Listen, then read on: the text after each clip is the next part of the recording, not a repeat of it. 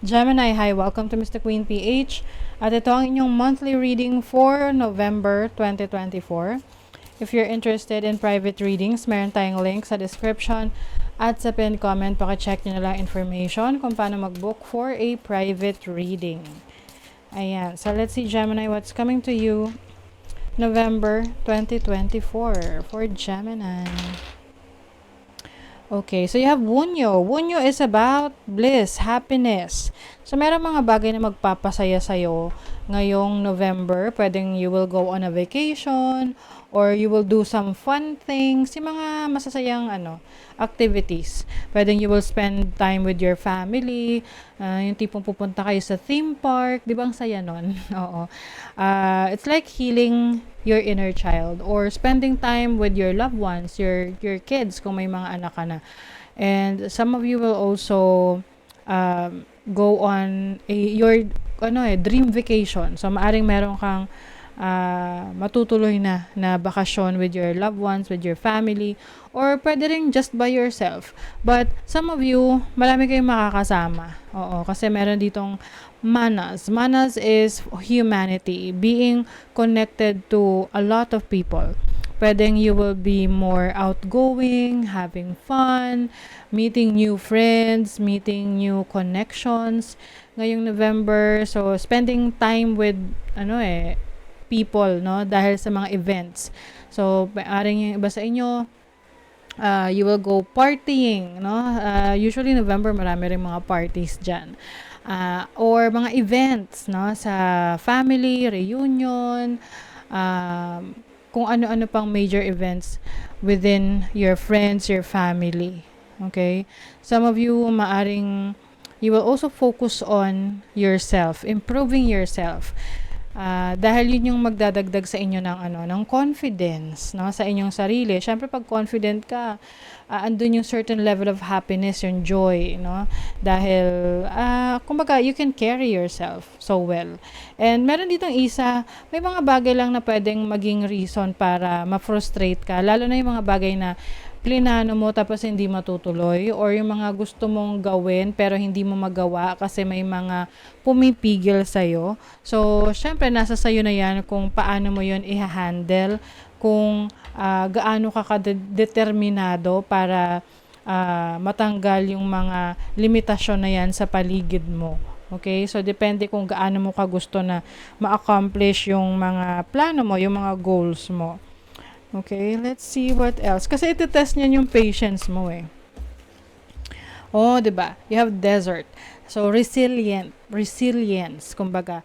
This is about being adaptable, kaya mong mag-adjust sa situation na meron ka. Kumbaga halimbawa, wala pang sweldo, no? So, kung inaasahan mo yung sweldo na darating, saka ka makakabili ng mga ng groceries, ganyan. Yung pagiging resilient is kung ano yung meron ka, you will be creative para maibigay mo or makuha mo yung needs mo for that moment. Na kung kailangan mo pagkain, pwedeng magdelata ka muna dahil alam mo naman na darating naman na yung sweldo in the coming days, yung mga ganon. It's about you being resilient, maparaan, no? Resourceful, na kaya mong gawa ng paraan lahat ng challenges na darating sa'yo. And wow, good luck. Wow, ang ganda nito. So, this is going to bring good luck in your endeavors, yung mga projects mo, yung mga ipupurso mo sa buhay. I think yan yung isa sa magbibigay sa'yo ng happiness ngayong November eh. Na mararamdaman mo na kahit na meron mang challenge, meron pa ring swerte na darating sa'yo. Oo. You have the death card, which is transformation, major change, endings and new beginnings. Some of you maaring merong kayong kailangang i-let go, no, tapusin para makapagsimula kayong muli. Pwede itong mag-apply sa isang relationship, can be romantic, pwedeng friendship, or sa family, or even sa trabaho or career. Kasi ibig sabihin nun, kung merong natatapos, ibig sabihin may magsisimula. May bagong chapter sa buhay mo na magbubukas para sa'yo. Bagong opportunities that will bring joy, happiness, and good luck. Okay? Let's see ano pa for Gemini ngayong November 2024. You have the Four of Cups. Yung iba sa inyo, feeling nyo may kulang, parang hindi kayo ganun ka-satisfied sa situation ninyo. Can be sa relationship, sa career, or sa business ninyo, or in life in general. But I see that there is someone na hindi kayo iniiwan. Hindi nyo lang siya napapansin. Oo. That this person, this can be a person, your friend, your family, na nandyan sa'yo, suporta sa'yo. So, ito yung mga times na marirealize mo na kailangan mong maging grateful sa blessings na meron ka, whether this is about blessing of family, blessing of a job, a career na meron ka. Dahil yung iba nangangarap sa sitwasyon na meron ka. So, yun na lang yung isipin mo na you have to be grateful para mas ma-attract mo yung blessing sa buhay mo. You have the King of Pentacles. So, some of you meron ditong stability in your finances. I also see leadership role sa inyo, sa trabaho, sa career.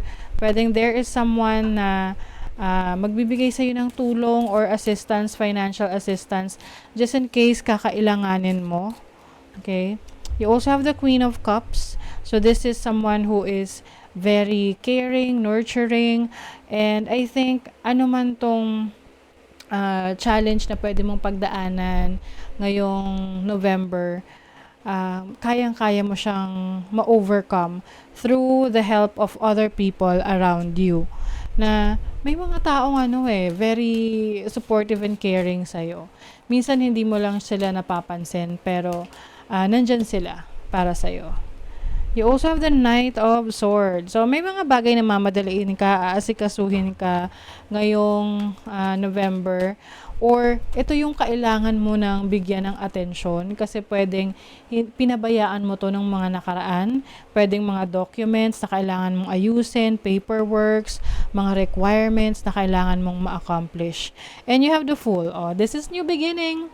Merong freedom para sa'yo, kalayaan. And I think ito yung ililet go mo na, ililet go mo na situation para magkaroon ka ng freedom, ng kalayaan na magawa yung gusto mo. Okay, for some of you, this is relationship. Yung iba naman, trabaho, career, or business na parang feeling mo hindi na siya, hindi ka na masaya, hindi ka na fulfilled. Okay? And you're going to try new things, exciting things. Yung iba sa inyo, magte-take pa kayo ng risk. Ayan, may choices. Yung iba sa inyo, kailangan nyo na talagang magdesisyon or meron talaga kayong kailangang harapin na yung mga bagay na isinasantabi nyo or iniiwasan ninyo. Meron din ditong fame, recognition. You will be recognized. Pwedeng sa trabaho ito or anything na ginagawa mo na creative. People will, focus their attention on you. Okay? Pwedeng kung ikaw ay nasa social media, content creation, maaring may mga videos or creation ka na mag-viral, you will get noticed, na mapapansin ka ng mas nakararami. See, you are really, parang nagpaparami ka ng network, no, ng connections. That's going to be part of your November na meeting new people, having new friends, connections, because your network is your net worth. So, importante rin sa'yo na mas marami kang kilala, mas maraming contacts, connections that will help you in the future sakaling mga ilangan ka ng tulong nila. You are on the road to success. Wow, Gemini. Oh, wag na kayong malungkot. Dahil you are on the road to success. Mag-ingat lang sa mga taong gusto mag-take advantage sa inyo. Yung mga intentions nila, you have to check on them, no? Kung sila ba talaga ay truthful sa inyo. And this can also apply sa inyo na minsan, sabi nga nila, naghangad ka ng kagitna, isang salop yung nawala. So, kumbaga, kung ano lang yung sa tingin mo na you really deserve, yun yung kunin mo. Okay? Passionate declarations can lead to love. Ayan. So, yung iba sa inyo, pwedeng you will be open to someone when it comes to relationship. maaring kung meron ka ng relationship ngayon, mas papatatagin niyo yung relasyon nyo sa pamamagitan ng pagbabond together, having vacations together. If you are single, part nung connections na mga bagong connections na makikilala mo, mga bagong friends, pwedeng merong mamuong romantic connection dyan. Okay? So, you might be entertaining a new person in your life na pwedeng mag-lead sa serious commitment. Okay? So, that is your reading, Gemini. Thank you so much. Bye!